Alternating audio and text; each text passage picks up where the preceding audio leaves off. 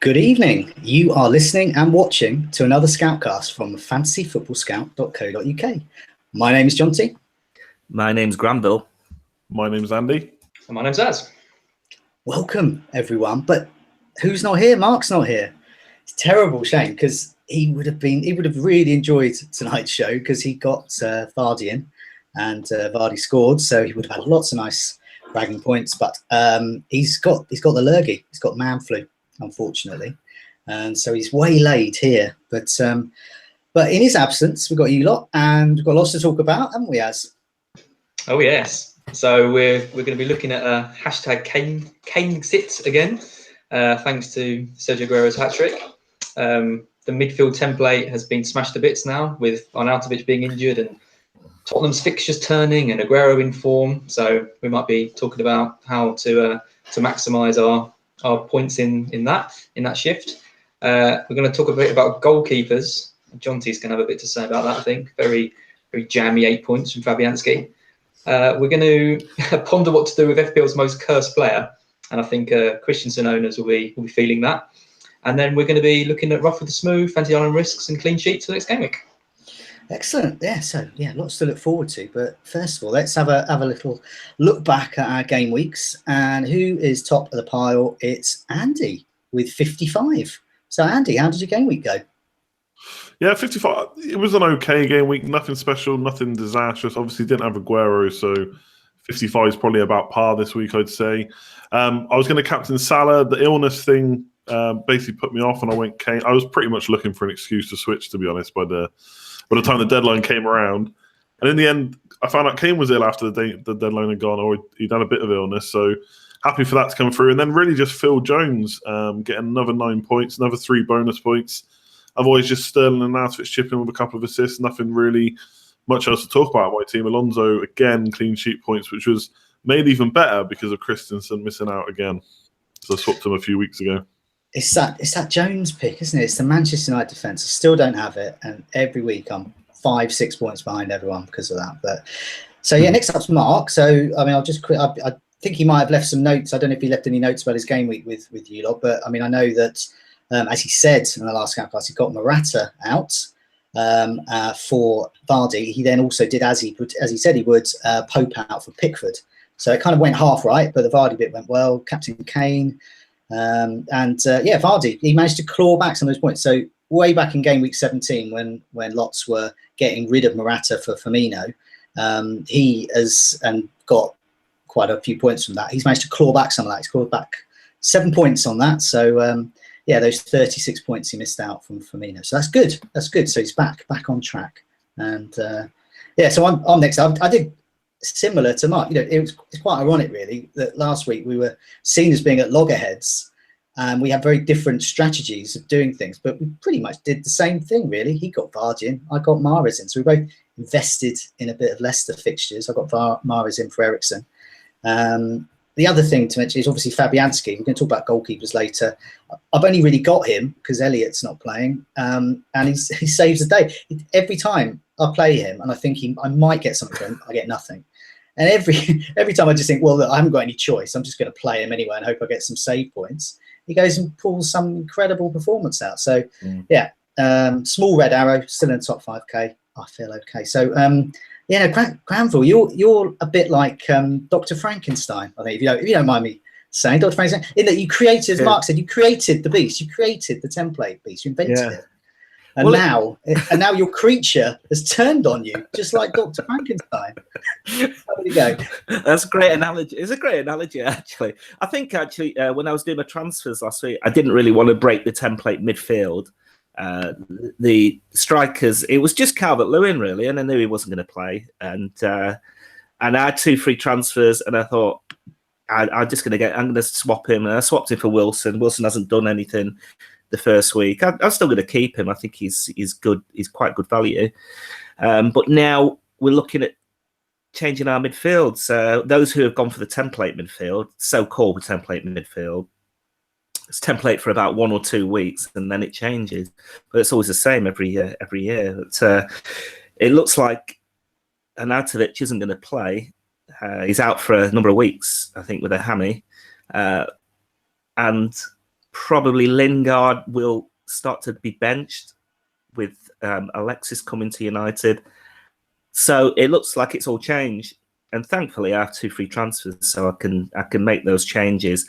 Not too sure what I'm going to be doing yet, but as a whole, my game week was it's a bit meh, but I didn't really lose that many points. 44 points. Andy got 55. It's nothing really. It's not a terrible. It was probably, as you said before offline, it's probably a good week to have a bad week. Because you didn't. It seems the relative scores are quite.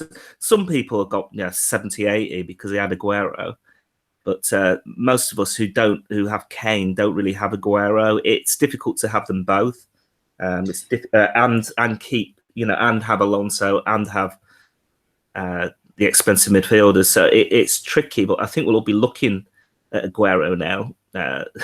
1 week after we all dissed him.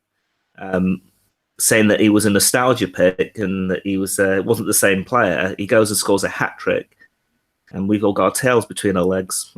Well, I mean, it was one of those weeks where some weeks we sit here and there's about 5 or 6 players get about 15 points, and we're all happy with our different good players. But yeah, this week it was all about really if you got Hazard and Aguero and you captain one of them and you have both of them, then that's it. You were sorted. Yeah. But if you didn't, as a lot of us didn't, so just an average week. But luckily, we're in the majority. And so as you're bottom of the pile this week, just behind Bramble there. How did it go? Well, I've gone from being like top of the pile every week to now being bottom. My season is unravelling before my eyes, and I've been risky before, and it's still going. And much to Granville's disappointment, I went template this week, and I took a hit. I took a big hit. I took an 8-point hit. I haven't taken many this season. I thought I need to get in some of these players who I think can hurt me. And I thought Firmino and Arnautovic were 2 players who could really, really hurt. With Arnautovic playing up front, with Liverpool playing against Swansea, and everyone having everyone having Salah, I thought I need to do the Liverpool double up because it served me well earlier. So that they were my 2 targets.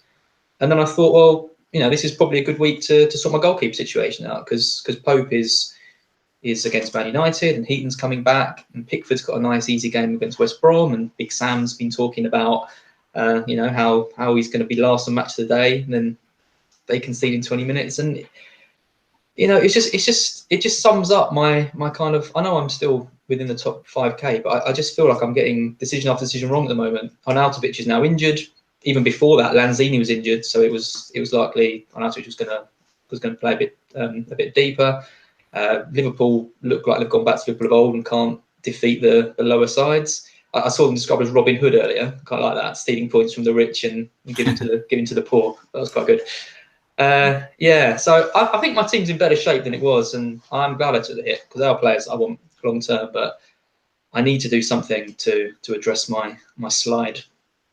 Yeah, no, I think you've done the right. I mean, I've still got Calvert-Lewin, and I'm a player down basically. I'm playing with 14.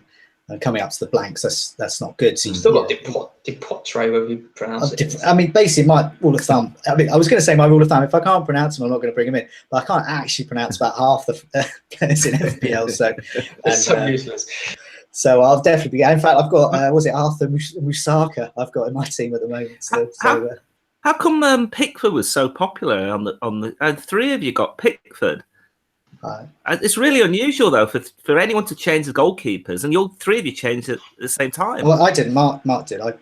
I did. Yeah, I think I actually made a mistake there. I think I basically wanted to swap Pope anyway, and I was going to do it long term because of the fixtures, but I don't know. I think I may have made a mistake. I wanted to use because I had the money. I just wanted to make the move now with the fixtures that are coming up for Everton, and they were looking okay-ish, but they have been conceding a few recently. I was just hoping that Big Sam could pull it back. I don't know if it was a mistake. They've still got some really nice fixtures to come. It's that kind of rushed that a bit. They're improving as well. But I don't know, part of me is now thinking, I didn't realise that Harry Maguire had gone up in price. I had him a while ago, and I think I sold him for 5.1, and I didn't notice that he was 5.4. So part of my rationale for not even considering Schmeichel was that Maguire was a better bet. But now I'm looking at that and thinking, well, hang on a minute. Schmeichel is actually a little bit cheaper. That's quite significant, really. So I'm starting to think Schmeichel might be the one. Yeah, I was put off by 5 million for Schmeichel. I don't like to spend much for a keeper, and in my mind, Everton are a better team than Leicester. What's Pickford now? Pickford's in that kind of 4-8, 4-9. I don't know. 4-9, yeah. Yeah, I think it's tricky. So you're all messing. I mean, you're all messing about with keepers. You should just get De Gea and then finish. Well, I mean, you should all get Fabianski and just be done with it. To be honest. No, We're going to come here. Season keeper. He is the epitome of a season keeper. I think you don't even need to worry about him. He's going to get saves, clean sheets. He gets a few bonus points as well. So go on. I think most people who don't own him will look back on this season and think, why didn't I get him in at the start when he was cheap or cheaper? But we didn't. But enough of our rough and smoothish game weeks. We've got a few more, haven't we? So do you want to start with 2 or 3 roughs? 2 or 3 roughs. Well, you've had mine. I mean, a few. It's people swapping out players who obviously didn't think was going to do well and have come back to bite them. So Samurai swapped out Fabianski for Pickford. So I mean that is a bolder move, because I think Andy and I swapped Pope out because we thought, Heaton's coming back and he's probably not going to play. But to actually use a transfer on a playing goalkeeper is quite brave. Didn't pay off. I mean, I didn't expect Fabianski to get 8 points in that game, so fair enough. Also, he had Christensen, who I mentioned at the start. It's just insane, isn't it? Like, he comes on at just over 30 minutes last week, and then this week he comes off just before 60, misses out on 2 clean sheets. He's cursed. It's like a Henry VIII wife, isn't he? It's like, what is it? Died, divorced, survived, or whatever. It was like ill, 57-minute substitution. I don't know. I think you maybe have the 6th one to go, and we, we can tell our children the FPL rhyme of the red cards, the curse of Christensen. The red cards next. He'll have a red card. Yeah, died, survived, divorced, red card. Yeah, he hasn't got it yet. Yeah. And he's hit the bar as well, hasn't he? Yeah. Yeah, a goal or a red card. And lots of other people transferred out Hazard. So they had enough of his trolling, and they thought Brighton at home might be an easy game for him. And he scores within 2 minutes, absolutely runs the show, and then scores another goal. Oh, it's painful as a Brighton fan that match. I think that's the thing with Hazard is he's explosive, but you've got to ride out his dodgy patches. I think Jonty will tell us about him, because ever since he got rid of him, he hasn't stopped scoring points. I know, but that's typical Hazard, isn't it? I mean, Gavigan, for example, on the site sold him. He's owned him since game week 8, and he sold him. That's a lot of patience. A lot of patience. Heartbreaking. Any smooths for us? Anyone have a good game week? Some smooth, yeah. So Zumas Bloomers like Mark got Vardy in. He sold Fabianski though, so I don't know, a bit of a mix. Lazzaretti, and I haven't mentioned it. I mean, all the smooths I think are pretty much going to be the people who captained Aguero. We weren't expecting it. I don't think. Well, I guess Aguero owners were expecting it, but it was a pretty lucky hat trick. But still, hat trick's a hat trick. He's also got double United defence, which I think is a great move. Man United, Camelback, Teaser, Brock's Boys, Green Windmill, all captain Aguero as well. So big green arrows. Right, well that leads us on to our first community question, really, because it's kind of a combination here. So it's looking at Kane exit. So we're revisiting that, but that's in the light of Aguero. So a lot of people are now thinking we've suddenly got a really good set of fixtures for Manchester City in good form, and Aguero's playing, and Harry Kane has got absolutely awful fixtures. So Daddy Pig is saying, do we tear up our squads to get Aguero in, or do we use Kane as a sacrificial lamb? So it's Kane exit with added lamb. Let's go to you first, Andy. What do you think? Are you gonna do the Aguero Kane hokey cokey? Dare you? I don't need a nostalgia pick like Sergio Aguero. I don't know. I mean, if you look at it, if you just take it in isolation, Kane versus Aguero, the next 3, then yeah, if it was betting money, I'd probably bet on Aguero. The fixtures are really good, but I'm trying to tell myself as well that Kane is also in really good form. And yes, the fixtures on paper don't look good, but next up, he's got the team in the last 4 game weeks who've conceded the most shots in the box, Man United. If anyone's watched the games, we're very lucky Phil Jones owners, because Stoke and Burnley should have scored. Now, obviously, we've got David De Gea in goal, so having the best keeper in the world does help defensive returns. But I can see Spurs scoring that. Arsenal, I wouldn't necessarily even consider a tough game for Spurs. So really, I suppose Liverpool away, they've been good at home. Liverpool, that is, defensively. So it's a tough run of fixtures, yes. Aguero will probably outscore him. The question is, do I want to spend 2 transfers? Because I'll 100% want Kane back. Also, Aguero, City have just gone through tonight, so they're going to blank in game week 28. So it's only really the next 3 fixtures, and then he's going to blank. And then I think it's Chelsea at home. So I'm not going to go without him, but I will say exactly the same thing as I said last week. If you've got a move where you can get him in one transfer, not for Kane, I don't know about transferring Kane out, but if you can get him in one move, if you can do him from Firmino to Aguero, then why not? I think. But for me, and again, talking about my own team, which is the template, so it's the same team everyone else has got. I can't do it in one move. I've got to make 2 or 3 moves. 3, I think it is, to get him in. I just don't think it's worth it. But of course, it's a worry. And the other difference is I got a much better captain this week, I think. Salah against Huddersfield, I think, is hopefully going to do better than Salah against Swansea last week. So I'm not going to get him, but I'm certainly not going to bet against him scoring. That's for sure. What about you, Az? I thought I saw something that you might be considering getting him in, but I don't know whether that was a kind of weekend reaction to his I would do it if Arnautovic hadn't just got injured. Because I have to use a I'm getting rid of Lingard 100%. I'm done with him. He is finished for me.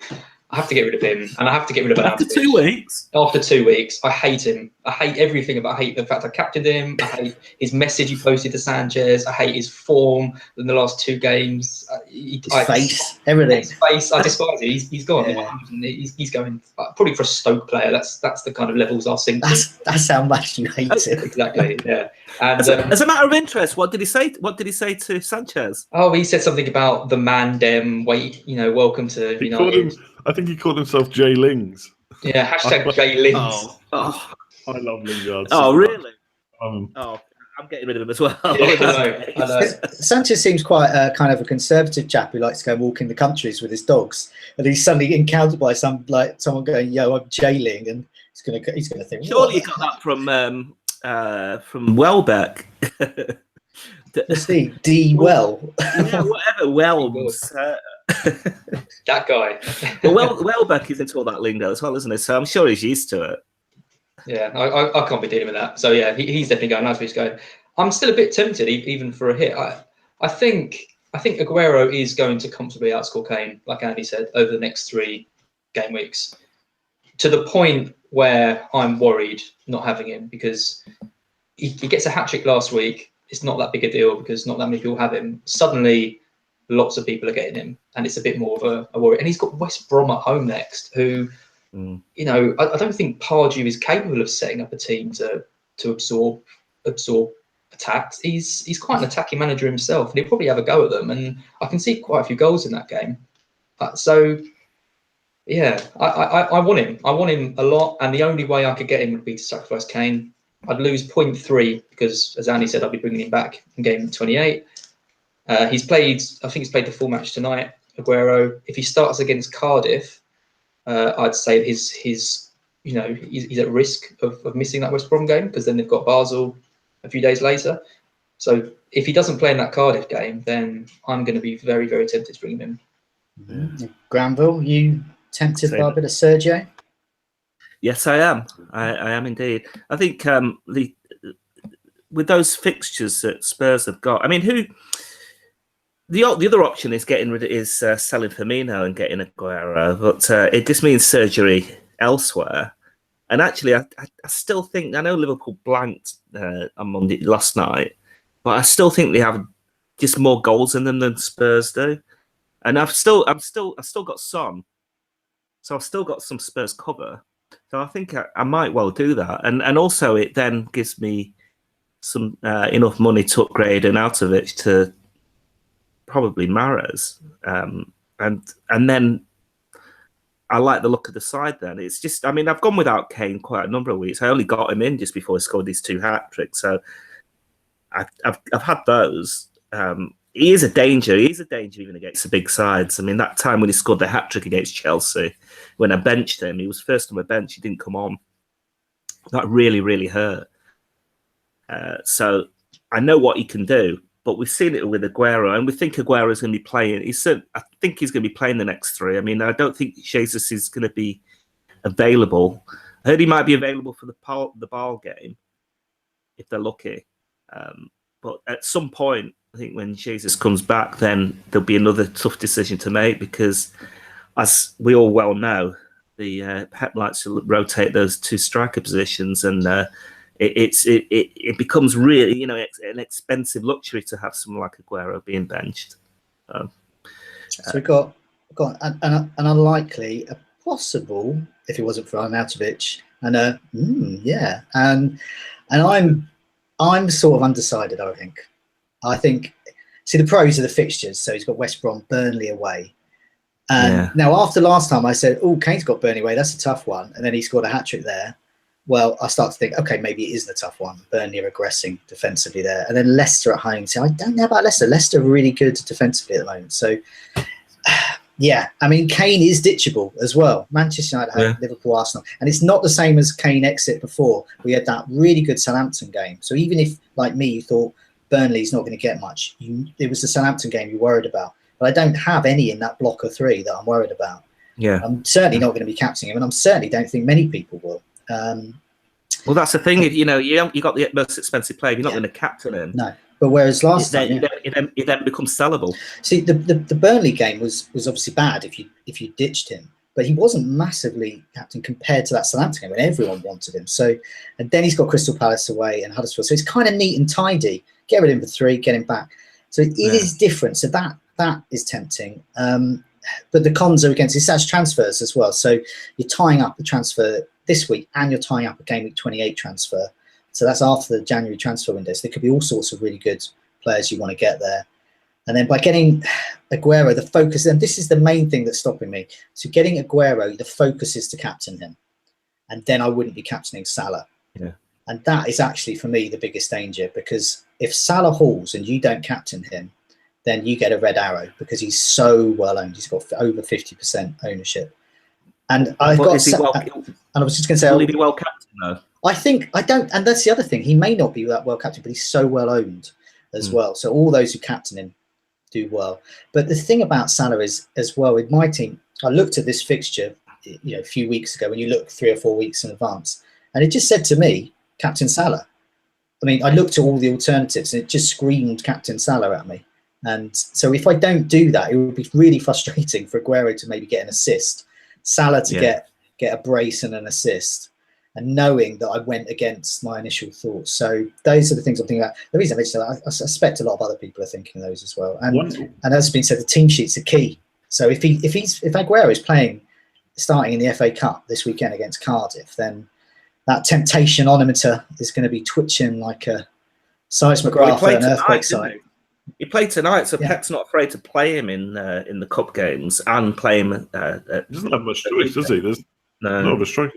The only thing I was going to say on the blanks is because I'm sure we're not all planning on getting rid of every player that's going to blank in 28. We're probably going to bench a few. So a lot actually rests on tomorrow's game, because if Arsenal win that game, then only Man City and Arsenal are blanking. At that point, maybe Aguero's benchable in game week 28. If Chelsea win and Chelsea, United and Man City are all going to miss that fixture, then it gets a bit tougher, I think, to bench all those players, and you're going to want to transfer them out because you're going to obviously want quite a strong side. But if Arsenal win tomorrow, I think that makes Aguero more tempting, because then you can just bench him for one fixture. And unless you're doing Kane exit. No, that's a good point. Of course, yeah. If you're doing Kane exit, it's different. But you then might want to keep Aguero. If he's in that good a form, just bench him, bring him and keep him in. Yeah, and it's harder. If United miss that game, we've all got Lingard except Jonty, so that makes it.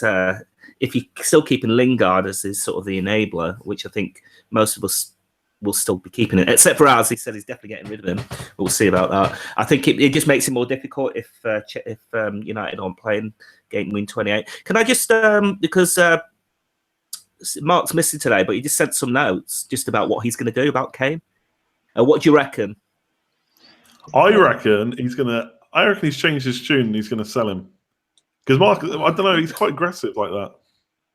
He's been given the hints that he's going to keep him. He's Kane's biggest fan, actually. What am I talking about? I'll shut up. He goes, not budging on Kane. It's 2 transfers used at a time when I need them elsewhere. Fair enough. And then he starts justifying it with United have been conceding loads of shots and relying on De Gea. You can't always rely on a keeper, etc., etc. Depends on Mourinho's approach. And he thinks with Sanchez's debut, it will mean that United will be more. It'll be forced to be more attacking, and hence leave space open at the back. I don't know about that. I don't know about that because the Mourinho approach in all those big games is to be prudent. I can't see Sanchez playing make any difference to the way they defend, to be honest with you. And the other thing is said as Aguero is justifying not that he was lucky and that it just happened so every. I think he just doesn't. He's convinced himself that Kane is going to do okay the next 3 games, so he's going to stick with him, I think. Yeah, I was just going to say I don't. As you would expect, I don't agree with those. I come to the same conclusion as Mark, though, but I don't. I just think that Manchester United, Mourinho is going to bring the biggest bus he can find. It's going to be absolutely enormous. Be one of those bendy ones, record breakers, going all the way around the whole block. Yeah, bendy bus. Is this thing like I just look at like the potential? Like Kane could get 2 goals in the next 3. Probably. I mean, it's Kane, so he could always get more, but I'd expect him to get 2 goals in the next 3. I could expect Aguero to get 5 if he plays. 5 or 6. He could do it. Of course, he could get on as well. You just don't know. I every time. I mean, this would mean me having 3 City players, and I'd probably get captain him as well. Every time I've done that this season, it hasn't worked out. Last night I did it. Liverpool. 3 players plus a captaincy. You throw all your eggs in that one basket, and you're really relying on them to scoring some goals. The thing is, as well, sorry, I just gonna say I wouldn't disagree with you about that 2 goals versus 5. But if I have to take an 8, and again, this is dependent on people's own teams. But if I have to take an 8-point hit to get him in the first place, that's already 2 goals down anyway. You've already lost 2 points there. Obviously, it depends how he scores them. He could get bonus points. He could score in each 3 games. We don't know, but.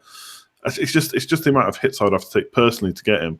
Like I said, if you've got an easy way to get him in, Sorry. Unless you stop Kane. Yeah, I don't want to stop Kane. But the other reason, and I'm going to bring us on to the next section. The other reason I'm not necessarily looking at getting Aguero is because I have my eyes on someone else around the same price. Alexis Sanchez now he's moved, and this is very much a biased pick. I don't know what you guys think of him, but one of the reasons I'm not going straight onto him. Well, that's a smooth segue then onto the next topic. It's all about the midfields and the template. It's in pieces, shattered to pieces. And so we got a few questions on this. Az, do you want to read out some of these questions that we got about the midfield? Yeah, so all change in midfield again is what we're called. Given Spurs' next poor fixtures and potential injury to Arnautovic, who should we be looking at to get in as replacements? Is Sanchez now a worthy option, or is his price uncertainty of his role in the Mourinho team putting you off? Over mid-wicket says, is it time to take Martial seriously, who's in an absolutely fantastic run of form at the moment? KTK Interesta also wonders whether Martial and Willian, who had an absolute blinder against Brighton, but can't seem to keep a place in the team even when he plays well. So kind of a bit funny about that, but is he worth considering if you're looking for someone a bit different? And Zorro21 and Fantasy Football Sprout says, is Shaqiri. Is he a good option? And we got another one here. And Charlotte Hornet, is Mkhitaryan an option as well? So another move. He's the make weight, or rather Sanchez is the make weight in the great Mkhitaryan move to Arsenal. So I mean, I'll start with Andy again because you've got your eye on someone. So reveal all. Yeah, everything tells me that I still shouldn't be getting Sanchez because he's too expensive, but I just can't resist. Because the thing I'm looking at as well, and it wouldn't be this week because like Aguero, it would take a couple of hits, so I'd kind of have to set it up this week. But game week 26, Alexis Sanchez against Huddersfield at home, captain. That just reeks of. I think he's owned by less than 3% maybe overall. I don't know what his live ownership is or top 10k. But it's not often. This is why I got Hazard earlier in the season. It's not often you get someone like Alexis Sanchez who's such a differential. And to be honest, it's fair play to Aguero in his last week. So it was the same thing. You don't often get Aguero as a differential. So I'm eyeing him up. Now that would take a few hits, but Arnautovic getting we think injured. We'll have to wait and see for confirmation on that. Like Burbino said, Spurs fixtures can get Son out as well. I would just need a make weight somewhere, probably in defence, so I can bring him in for a -4 next week. And obviously, he's going to get straight in the side. There's no way he misses out. We'll see against Spurs how they're going to line up. He's actually come out and said he likes playing down the middle or left, which is a bit of a shame because the right side is probably where we need him. We'll see how Mourinho lines him up. But yeah, just Alexis Sanchez, differential, Huddersfield at home captain. It sounds good when I say it out loud. I don't know what you guys think. Honestly, I just looked at it. I forgot about looking at FPL just to look at Sanchez with a red top, with the red colours of United on. It looks good, actually. I have to say, 11.7 because I haven't looked at it in the whole season, and I think did he start at 12? Yeah. He's just come down a little bit. So he's come down a little bit, and the ownership is so low. Could be worth a punt, you know. Really he's happy again now. He's got his move. No, I'm just. I think you might have convinced me there just to have a punt on him. But so if, do we think he's going to outscore? Is he going to outscore Aguero over the next 3 or 4? Whilst if we lose Kane, is Sanchez the one to get for him and then get? I think the beauty of the Sanchez move, if we assume he's going to start against Spurs, is that we get to see him. It doesn't matter kind of what the score is. We get to see him where he links up. We get lots of comments from Mourinho about, I really like playing Sanchez here. Hard luck, Lingard, you're out, or something like that. We just get lots more information and clues, and that's great. Ahead of that game, is it Huddersfield at home in game week 26?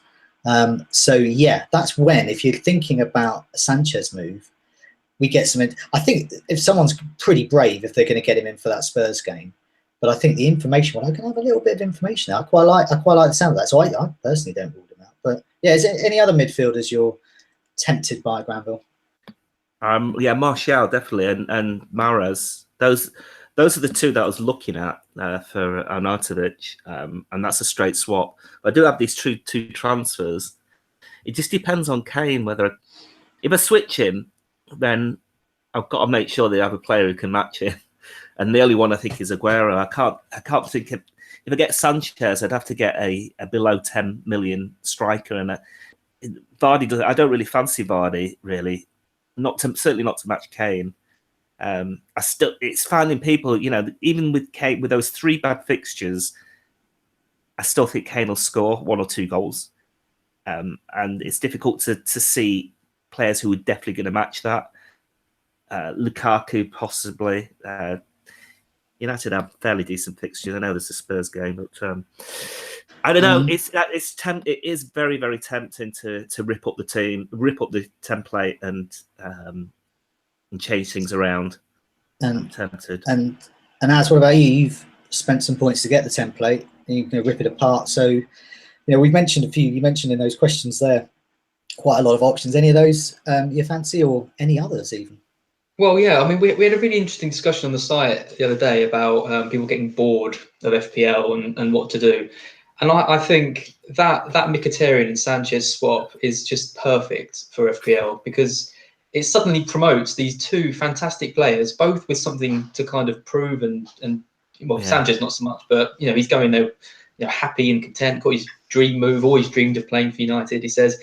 And, Mkhitaryan's, going to want to go to Arsenal and really hit the ground running. And I think if you are feeling a bit bored of FPL, you're probably not going to be watching this Scoutcast. But if you are, I think those 2 players give you such potential for you to get some excitement back in your game. Because Mkhitaryan 7.6 is cheap. Is it 7.6, 7.7, something like that. And then you've got Sanchez, who we know can just score, crazy amounts of goals. The fixtures are pretty good. Yeah, so I think those 2 are real template busting players, and I'm excited to see how they fit into some people's teams. You look excited. I am You're ready excited, to pop. I know. Well, Mkhitaryan actually is someone I'm looking at, and I was kind of hoping Bristol City would beat City tonight, and somehow the Arsenal game wouldn't get called off because the blank in 28 now is confirmed, and that does dent his appeal a bit. But it's got Swansea next, and I know Swansea had a good result against Liverpool, but I fancy Mkhitaryan to make us a good start with Arsenal. So I think he's a really strong option. I'm going to be getting rid of Lingard and Arnautovic this week, so I'm looking at players. I'm looking at Walcott at 7.1 for Everton. Got an assist again, something to prove. I like him as a player. Done well for me in the past, so considering him.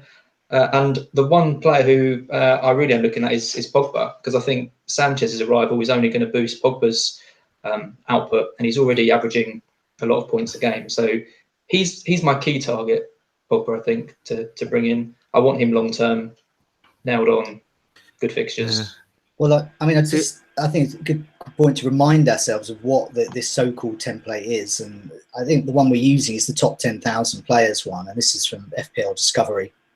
So it's basically most are playing some kind of 3-5-2. You've got Kane and Firmino backed by a cheap striker, and then you've got this 5 midfield, and that's basically Salah, Sterling, Arnautovic, Son, and Lingard there. So that's one that That's I know. my team. Yes, exactly. It's your team. So you are the top 10k template. But I noticed something different this time around. So comparing that top 10k template from the previous week, there's 2 new kids on the block. Mahrez has snuck in there, 13% ownership within the top 10,000. He was nowhere to be seen before that. So that's great. So Mahrez is slowly becoming template. And your man Pogba, owned by 1 in 10. So he's made an appearance as well. So Pogba and Mahrez, you can tell, because lots of people are getting rid of Son and Lingard and Arnautovic if he's injured. It's obvious that these two are going to come up. So if you're looking for the new template for the next few weeks, probably going to be those two. So for me, I like the look of Salah. Sterling still, who wouldn't? I'm keeping them. I've got 3 places there. So I've got Arnautovic, I've got Ali, so I've gone a bit off template, and I've got Mahrez there. So Mahrez is the one, if I didn't have, I would recommend getting in, because it's a combination of form, fixtures, and he's really good value. I think he's under 9 million. I think that's really good for what he offers. So I think he's firmly part of that emerging template. The ones I'm looking at, Shaqiri, he for me, okay, I think he's got some promising underlying stats. His fitness is a concern. I thought Paul Lambert did a good job with Stoke in that home game. It's not going to be that easy every time, but Shaqiri really passed the eye test. For me, he looked like the straight-to-video version of Hazard. So I don't know if anyone's familiar with the actor Michael Ironside. Basically, in the 1980s, if you couldn't afford Jack Nicholson in a film or TV show, you got Michael Ironside in. Go and Google him, look at his face, it's straight-to-video Jack Nicholson. And Shaqiri's exactly the same. He's like, amazing runs, not quite as good, got massive thigh muscles, and he's just not quite as good as Hazard. It's a bit of an understatement. So he's your budget version. I like him. I like the look of him. He's the one I want to get in. And for the other slot, yep. Sorry, what about Choupo-Moting? Because he's 0.6 cheaper and stats are quite similar. Sometimes I just like the look of Shaqiri. I just passed the eye test for me. I think he had slightly more promising stats. He seems to offer a combination of goals and assists. I get the impression the way Lambert's talking that he wants to build the team around him. He recognised that he's Stoke's best player. He wants to get the most out of him. And I haven't heard him say Choupo-Moting is our best player. I want to build the team. So I just, I don't really want to be messing around with a player who might possibly get benched. And they've got quite a lot of attacking options there. Very different players. He might get a rest. So other ones I'm looking at, yes, Pogba. He's one I'm really looking at, but we just got to keep an eye on these. Just the final thing is these blanks as well. So we know that the City Arsenal game is off in game 28. So the Manchester United Chelsea one might not be. So we've got to keep an eye on that, developments on that really, and that will shape a lot of my thinking there. But the final mention goes to Eden Hazard, who I am now tempted to get back in. This always happens when he does a dazzling display. I go back, I get loads of blanks from him, and then I get rid, and then he scores. He's doing it again. But the difference this time around is he's playing Bournemouth. He loves playing against Bournemouth. It's very rare that you get a player as soon as before the game just saying, I love playing against this lot. I always score against them. And he always does. In fact, he scored 5 in his 6 appearances against them. So he pretty much scores every time he plays them. So they're the bunch I'm looking at, really. I got this is probably more a fantasy island risk than maybe someone you definitely want to bring in. But I noticed that Sigurdsson got moved back to the number 10 spot in the last game. And Everton have got pretty nice fixtures. He's on all set pieces, I believe. And if Rooney's not going to get in the team, which Granted, it's probably unlikely that he just stays on the bench now for the rest of the season, but you'd assume Sigurdsson will probably be on penalties as well. And I just think now he's back playing. I think he's not been that great this season, points-wise, but most of that's been spent playing out of position because of Rooney.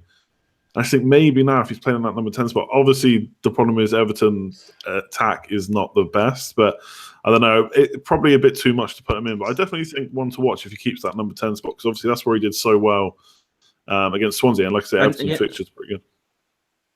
I think when you consider the pace that Everton will now have in the side with Walcott and Balassi, he might be the player. I mean, everyone's looking at the particularly Walcott because a new player, player who's just transferred to that team. He's obviously got good pedigree, but it could open the position up for the open space up for Sigurdsson, because we know he can do it. And you're right, he has been playing a little bit deeper.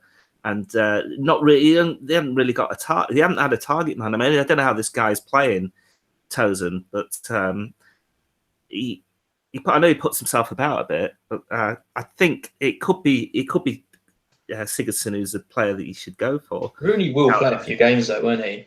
I don't think. I'm not sure. You know, I think. I think he should be benched. I think you're absolutely right. Yeah. But maybe they're looking at goals. You know, he is a good goal scorer. And they are lacking goals in that team. Even with Walcott coming in, they're probably still lacking goals. So, I think you're probably right. I mean, I think this thing is, isn't it? So Rooney and Sigurdsson they play the same role, really. You can move Sigurdsson out a bit, but it's just not his greatest position. And similar to Rooney, you can move him around a bit. You can play him as central, but he's not really that anymore. But I think he's not really anything anymore. That's the problem. Well, that's it. He's a player you bring on, like Peter Crouch. Really, he offers a particular skill set that isn't a 90-minute skill set in the Premier League anymore, but it is perhaps a 20-minute skill set there, or even playing 60 minutes and being done with it. But let's move on. Yeah. Move another position, goalkeepers. So lots of people are thinking about moving on because there are lots of people with Pope still. And so this is something Bunk Moreland asks about. A lot of people are looking to shift Pope. A lot of people already have. If you had to pick a goalkeeper now for the rest of the season, or until your wild cards, who would it be? He lists a few here, including obviously Pickford, that I know a lot of you got in. But I mean, I just want to go first to this one because it gives me a chance to go about Fabianski. So I can get that out of the way, and then you can talk about some others. But one of the things I do with goalkeepers is I go on a stats table. And I click on a couple of things, which is minutes per save. So it's who is saving the most frequently, so who's going to be getting those save points. And I also look at something called saves caught. And that basically means, because there's 3 different measures. So saves caught, saves parried, saves parried right at the head or foot of the opposition player. So that's the worst one. It's like a sliding scale of awfulness. So the best one is caught. And right at the top is my man Fabianski. So he's top for minutes per save. You get most saves for him, so you're going to get some save points for him. So I quite like him for that. Saves caught, he's on 15 there, which is really high. So you've got Begovic and Butland on that. So that's another good measure there. That means they're doing well. And these kinds of things tend to help. It just means, obviously, you're more likely to get a clean sheet if your goalkeeper's catching it rather than just like flaying it around anywhere. And I mean, Pickford's quite good, but he's only caught 5. He's parried 45. Shots at him, and he's parried straight at the opposition, 18 as well. So Fabianski's done a bit of that as well. But that's the way I look at it. Really, I'm looking at those kinds of metrics. And if you haven't got much money, you don't like to spend much money on a keeper, you'll often find a 4.5 to 5 million player. So I've got Fabianski. I'm constantly wanting to get rid of him, and then he constantly surprises me. And he will let me down next week, no doubt. But if I wasn't to have Fabianski, I would recommend Schmeichel because of fixtures. He's just fire and forget.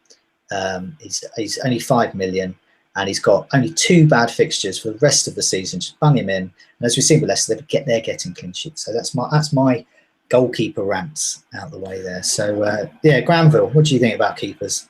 Well, I'm just going to play Mark here because again, he sent me a little note. And he knew that you would mention Fabianski. Got lucky, did he? Is he a nostalgia pick? As the gift that keeps on giving. He says, he got the penalty save a few weeks ago from Calvert-Lewin. and he goes in brackets maximum jam. he sounds as bitter as me. And before last night, it was 2 clean sheets in 15 game weeks. Fair enough. I mean, he's not really going to give you many clean sheets, and you wouldn't have expected him to get a clean sheet last night. And I think Liverpool would just, they just it was just bad finishing. And he goes, so you say the gift that keeps on giving. He says, as gifts go, that's the kind of a Lidl £5 voucher. It is. Now, I don't mind Lidl. I think they've got, it's really good value, and there's lots of good things that you can buy in those baskets. You can buy yourself some, I don't know, some sheepskin slippers. Yeah, he's an Eastern European brand of supermarkets. Come over here, catching balls, earning 7 clean sheets actually. Whereas Pickford, so let's pretend Mark's here, and he's saying, "Oh, Pickford's really good."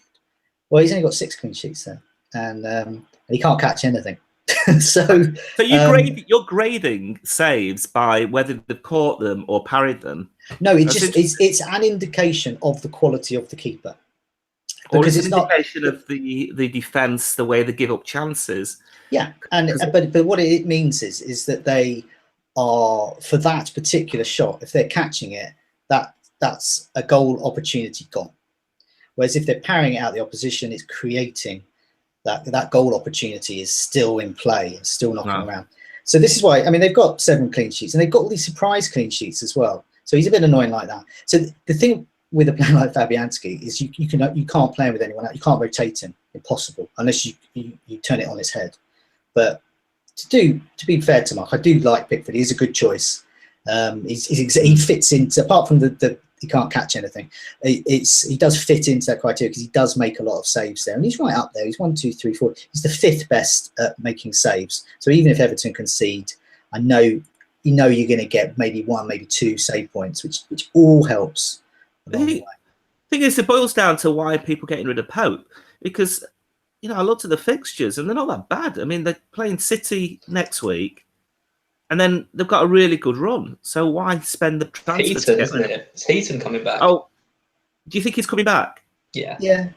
All right, so he's going to start. Okay, I'm not sure about that. How long? Yeah, we don't know how quick that'll be. I do actually. I think like I said earlier, I think it may have been a mistake to get rid of him so early, to be honest. And if for any reason Heaton has a setback or something, it does look like good value. The one that the goalie I looked at is actually West Brom, Ben Foster. Now I know. Really short-term fixtures aren't great because they've got Man City and Chelsea away in the next 3. But I've looked up to game week 33, which is when a lot of people who are holding their wild card are probably going to wild card. And then they've got Southampton. Up until then, they've got Southampton at home, Huddersfield at home, Leicester at home, Burnley and Swansea at home. And their away games, Watford and Bournemouth. So that's a pretty decent set of fixtures. And he's only 4.4 million. 4.4 million as well. I know West Brom are dodgy this year, but. My issue with him is actually the better the West Brom defence gets, the kind of less I want him, which sounds really odd. But one of the issues with him, so I look at minutes per save. So for example, Fabianski's racking up a save every 22 minutes, Pickford every 26 minutes. Foster, he's way down on the list every 37 minutes. So he's a cheap goalie, but he's playing as if he's getting those save points that the likes of, say, Cech or Lloris are getting with a good defence. And also in saves, he only made 56. So Fabianski made 95. So you translate that to points. They're boring points though, aren't they? They're like kind of, oh look, my goalkeeper got 3 points, 4 points rather than 2 points. But it just adds up. It does add up. And I'm not saying necessarily this is the one, but it's just because I knew Fabianski and Pickford were going to come out just as someone different. Yes, the saves might not be that, but I think those fixtures are good enough for clean sheets. And obviously, you want saves if the clean sheets aren't coming. But if you can get a few clean sheets out of those, then that's also going to add up as well. Do you want to bring the West Brom goalkeeper? I don't know, but someone different to consider and a pretty good price. Yeah, no, I mean, it's someone I looked at till I saw those stats. Because I don't know. It's ever since David James, Schwarzer, all these types of goalies in rubbish defence. Yeah, West Brom defence. They're actually a bit better than they're certainly better than the Swansea defence, but. Yeah, Az, how about you? Any goalies? Well, it's a ridiculous debate because there's only one goalkeeper who anyone should have. We never name him, but you're going to do it. I'm going to name it, and it's De Gea. And the only reason I didn't get him was just because I couldn't afford him. I was 0.2 out with my -8 with the other players I wanted. and I just couldn't afford him, so I went for Pickford. But I mean, De Gea has turned the goalkeeper position on its head this year, because in previous seasons I would always advocate going with the cheapest goalkeeper, play the rotation game, which is what everyone was doing at the start of the season. Get in two 4.5s, rotate them, or get a 5 and a 4, and keep your cost in that position as low as possible. And actually, he's a 5.9 goalkeeper who's earning points like a decent defender, and I think he's somewhere crazy on the overall standings. He's so high up, which has never been seen before. And do you know the other good thing about him as well? In this, not just when you look down the clean sheet list of goalkeepers. So you've got your Fabianskis and your Pickfords like 6, 7, whatever. Pope with 9. That's about. And then you got De Gea is in a world of his own, 14, and he's. But this is the other thing. He's got 80 saves as well. Yeah, you'll get the saves as well. So you're getting the save points, and you're getting those clean sheets. Yeah. I think we mentioned already, one of my big regrets when I look back on this season will be not getting De Gea. I'm wondering why I haven't got him in now. In fact, I may even have to get him in because I'd love to have got him in at 5.5. And 5.9 is not something I've done with a goalkeeper. But as you're completely right, and everyone screams at us all week, and why aren't you mentioning him? Are you blind? No, we're not. We're just stupid or whatever. We're just not getting him in, and he's great. I have to say I changed my tactics because the same every season I go for cheap keepers. I generally go for 2 keepers from the same side, so I don't even have to consider rotating them because as long as you got the right second keeper, because I've fallen for that one before. I think with Southampton where I got 2 keepers and then the third keeper played when the first keeper was injured. And so when I did my wild card, I just thought I did have Jones in my first draft, and then I was thinking, well, he's only just coming back, and he's a bit injury prone, and will he play all the games over Christmas? And then I looked at De Gea at the same price, and I just thought I can put him in, get another cheap keeper. I'd got Speroni, who was playing at the time, but the amount that I spent on those two, it's $1 million more than you'd spend if you got Pope. But it just made it easier for me then to set up my defence, because I knew that I wanted a United defender, a keeper or a defender, and it was just a no-brainer for me. And now that and I look at the stats and look at his clean sheets and his saves, it's just so much value. He costs 5.9 million now, whereas Aspi is the same. Is got the same points at 7 million.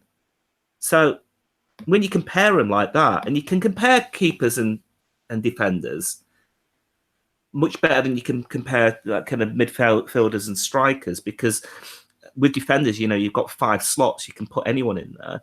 But I think his value really works out, when you compare him to other defenders. It's an undervalued position, and that's why I think it is, and it's something that you don't ever have to.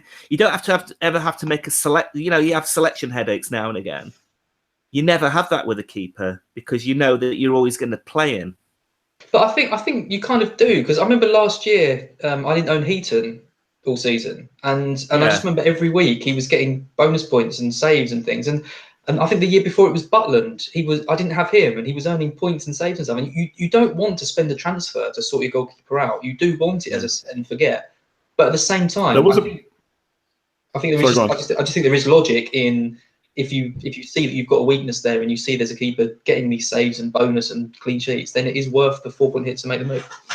There was a big difference with those other goalkeepers, though. They were much cheaper than De Gea is. I tell you now, game week 1 next year, maybe not even 2 of us will have De Gea or someone expensive. We'll all have cheap goalkeepers because you'll see the value there to spend elsewhere, because the goalkeeper's ceiling is so low. Generally, I know De Gea has done so well this year, and he's got so many clean sheet points. I still always I've got Phil Jones, who's less money, who recently has been outscoring De Gea. So I've got a cheap keeper in Jones. There's a difference between De Gea and a 4.5 million defender who's not doing the business. So I don't know. Yes, obviously in hindsight, De Gea was the one to get in, and he's still doing really well. But I don't know if it's as easy as saying we'll definitely do it next year. I'd actually bet money less than 2 of us will do it. But the beauty about De Gea over Jones, and in fact any defender, is that he's going to play 90 minutes every game. He's never going to get subbed, and he's unlikely to get injured. So that that's extra value there that you won't get with any. How many defenders have played it? Sorry? I mean, I know Jones got injured. Obviously, he's a bit of an injury threat, but he's played a lot of games. Like, how often does a defender, like, especially like centre back stuff, go off? I mean, Christensen has obviously won, but generally they play most minutes from most games. And yes, Jones hasn't got goal threat, but you can get the defender that's got him, so they've got points potential throughout the whole game. Whereas the goalkeeper's ceiling is quite low to spend all that money on. All right. Okay, I'll ask you a question then. How many defenders in the game have played every minute this season? I got no idea. I'd have to look. Right. How many do you want to make a guess? I don't know, 1. Okay, no, it's 5, which isn't very much when you consider, I mean, they don't, injuries are sort of rare, for the less. We have a bench as well, remember? We have a bench. Yeah, that's true, and that does make a difference. But more keepers have played more minutes, more every minute this season than defenders, and you'd expect that. So it just gives someone like De Gea a little bit more value on top of a similar price defender. One of the things that stops me is because I've got Fabianski, I've got Elliott. Now Elliott's not playing. And I don't think he's going to be getting his place back, or he might do. But anyway, he's a big doubt. So I would have to, in order to have game week 28, if Manchester United are missing that game, in order to field a goalkeeper that game, I would have to swap Elliott out really, and then I've got a really expensive back line.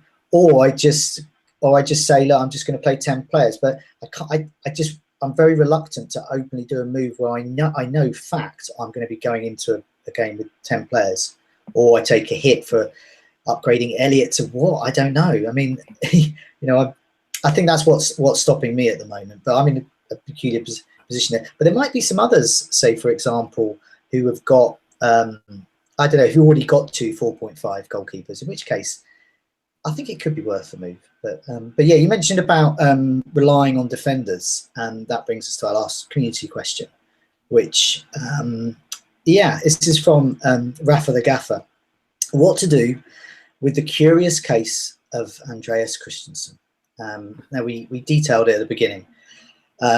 Basically, for a multitude of reasons, volcano erupting, illness, plague, locusts, he either cannot complete 60 minutes or cannot step on the pitch. And it's nothing to do with his form or anything. It's just dumb luck. So some of you have Christensen. Whoever's got Christensen, make yourself known. Mark has got him. Is it just Mark? So none of us have Christensen. So for Mark and all of those Christensen owners, now I have him in Sky, and I'm reluctant to get rid of him because there's limited transfers in Sky. So what should we do with Christensen? Why did he come off in the last game? I must admit, I didn't even follow up on it. Was it just a tap? Sorry? Head injury. Head injury. Oh, okay. It was concussion, and then he wasn't even concussed. So that's the fantasy gods just saying, nah, you're not going to last 60. That's just really unlucky. Like, this is one of the things I was talking about last week about emotional raise transfers. If you can stop making that transfer straight away and think about it, then he's got Bournemouth at home and West Brom at home in the next 3. Cahill's still injured. You can see what's going to happen in the League Cup and FA Cup. See how much he plays. I still think he's probably first choice ahead of Louise, especially when Cahill's injured. So I think the smart money is probably on keeping, but it is so annoying when that happens, especially when you've got other defenders like Alonso, obviously in the same team, just racking up the points every week.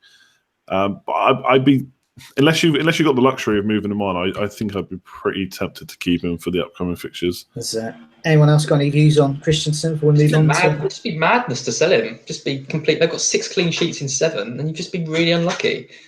He's been winning like man of the match in those games. Looks like he can score at any time. He's hit the post, I think, a couple of times. I don't think it might be actually cursed though. That to actually keep him will curse your team. Will like not accepting Lucky Heather or something, and you're just gonna end up in being dragged to the pits of hell with Christensen. Well, if Mark keeps him, I hope that's the case. You want so Mark's not here. You immediately want to see him dragged to the pits of hell. Yeah, I want to overtake him. I want to see Christian get another 57 minutes next week. There we go. Maybe get a red card. Holding his hand, red card just to throw in there as he eases down into Dante's Inferno. Come this way. Don't worry about my 57 minutes. I have to say, I've never been, as people on Twitter will know, I've never been a fan of Christensen, just because I don't think he really provides, at 5.5 million, wherever he is, I don't think he provides enough of a goal threat for me to be tempted to spend that much on him. Nor does Jones. You know what I mean? I mean, yeah, no, but I guess they're offering a few more clean sheets, but yeah, I guess it's the same. I guess it's the same thing that Jones doesn't. He used to provide some goal threat, but he doesn't seem to anymore. And also, I think the other thing is because there's two other defenders, Aspi and Alonso, particularly Alonso, who are just better than him and better value, even at inflated prices. It's just more exciting having those players. I know you can have both two Chelsea fans. I'm not that keen on doubling up anytime anyway, but if I've got Alonso, then I'd be looking firstly at doubling up with Aspi. Yeah, I mean, I think there's always a thing. It is expensive, I know. And he's clearly not Chelsea's best defender because they've got Alonso, who's the best defender in the game. Well, let's move on to next week then. If you will speed on and since you've been chatting away, Granville, we'll make you talk a bit more. Have you got a clean sheet and a fancy on a risk? You put me on the spot because I haven't. Let me do it quick. Clean sheet. I think Liverpool are going to get a clean sheet at Huddersfield. On the playing. Are they playing away from home? They're going to get clean. I think they're going to get their first clean sheet in. I don't know when the last time they got one, but I just don't fancy Huddersfield at all. Okay. Cool. And have you got a fancy on a risk? Come back to me in a minute. Okay, fine. Sorry. You got a clean sheet and a fancy on a risk? Yeah, so clean sheet. I think when you get the opportunity, you've kind of got to go with the obvious one. And so to me, the obvious one is Chelsea against Bournemouth because they've kept 6 clean sheets in 7. And I know Bournemouth are quite an attacking side, and they might get at them, but I think they've got enough there to deal with the threat of Wilson and co. So I'll go for Chelsea. And a risk. So how's this for a risk? A player who's not even on the game yet. Yeah. Because I can't have him. Well, I was surprised he wasn't on the game because it's Kennedy. He's just moved from Chelsea to Newcastle, and there's a lot of talk of him being played out of position on the wing. Well, he won't really. Well, he is in the game, by the way. He's in the game with Chelsea. Oh, is he? I couldn't see it. Is he a defender? He's a 4.7 midfielder. Oh. So, do you know what that is? He's the new Magic Bean. Oh no! I was looking. I thought he was a defender.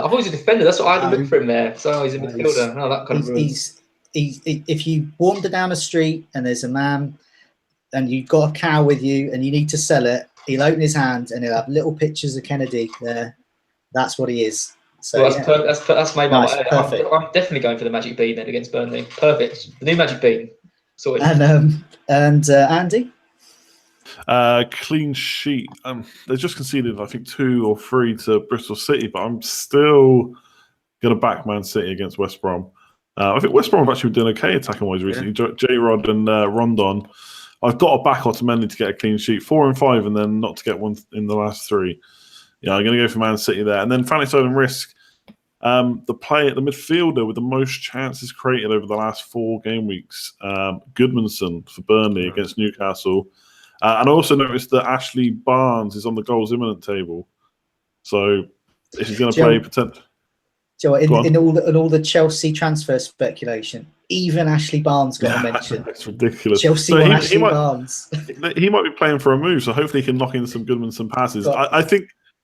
I don't know. I'll wait to what your fantasy is. I think there's another obvious one, but I'm not picking. No, I was going to say I think that's a really good risk there because I noticed he was on that. He's on a variety of tables. He's right at the top. They're a bit like when Jordan Ibe was as well. We recommended him, and then so I think Goodmanson's going to get you at least an assist.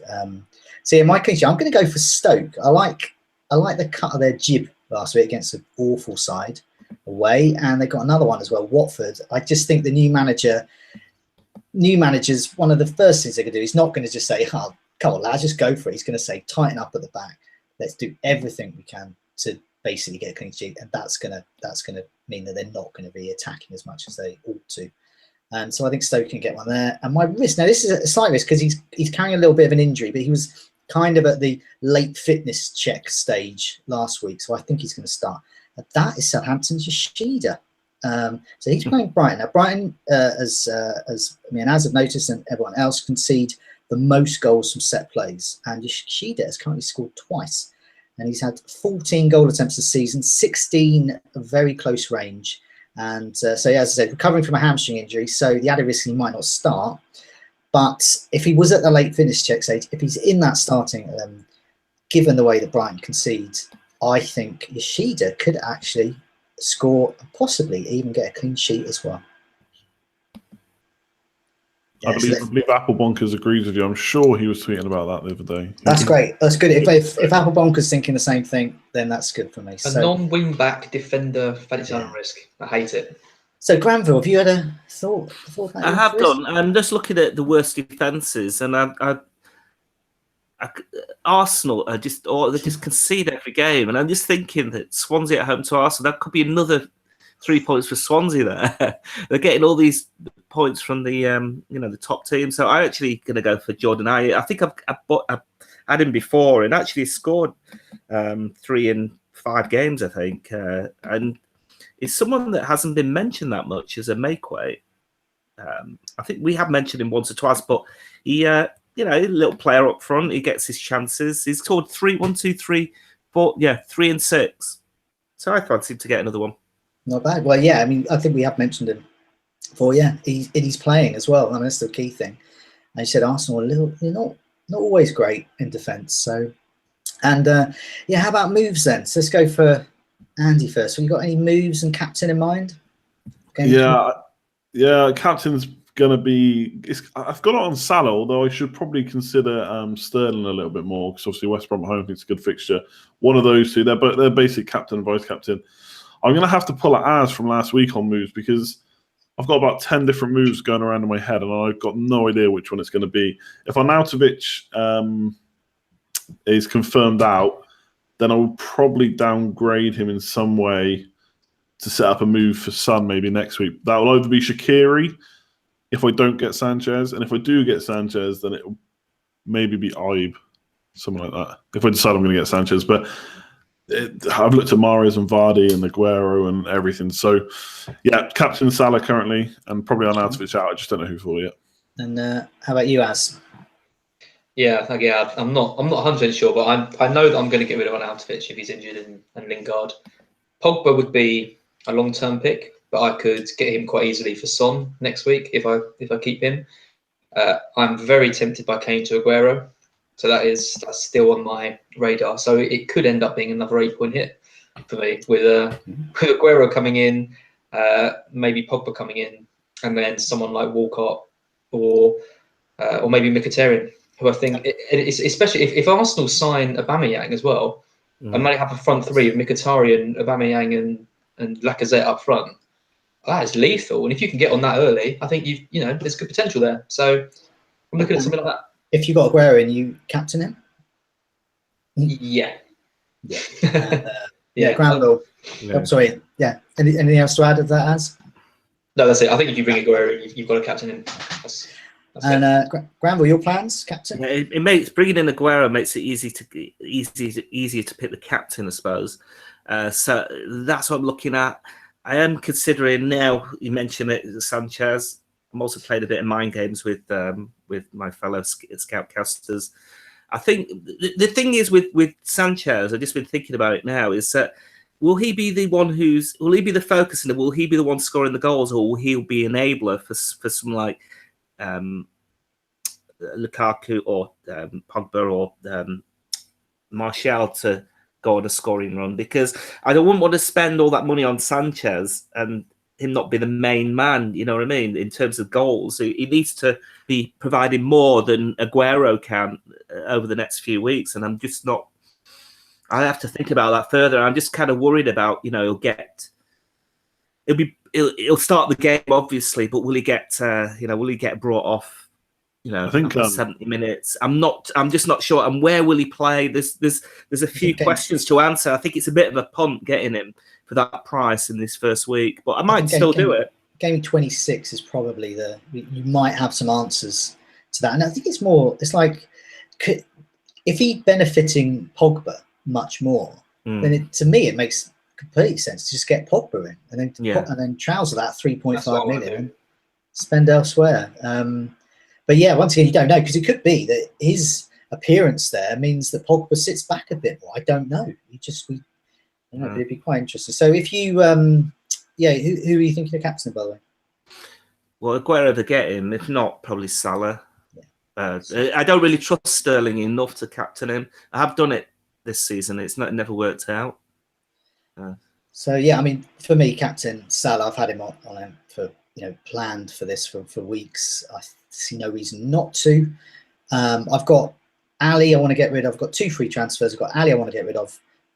Thinking of a little mini wild card. So Ali I want to get rid of. Arnautovic possibly, if he is injured. Kenny needs to go, because in about Coleman was back for the under-23s tonight. In about a week or two, Kenny is just gone, basically. So I'll be carrying him and Calvert-Lewin. So I'll be down to 13. So I need to get rid of those 3. Players I want, Shaqiri, he looks good. He looks good value. He pretty much fits in with any combination I want, because he's only 6 million. There's Alonso and Hazard, one of those 2. Don't know which yet. Probably Alonso, you would think, but I might get lured into the Hazard trap.